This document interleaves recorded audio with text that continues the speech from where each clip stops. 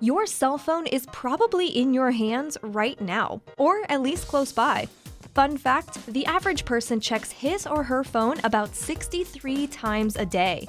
That is why it is so important to protect your phone's battery life. There's a lot you can do to get more out of it. In this Komando DIY, we'll tell you how to keep your phone running like a champ.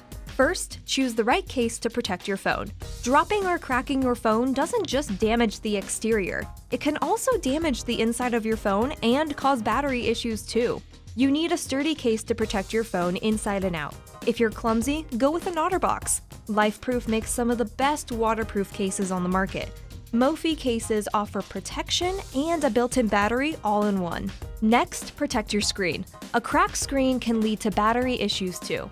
Invest in a screen protector with tempered glass and keep a couple extra in a junk drawer for quick replacements if you need them. They're easy to apply and save you when you inevitably fumble your phone. Don't overcharge. There's a right way and a wrong way to charge your phone.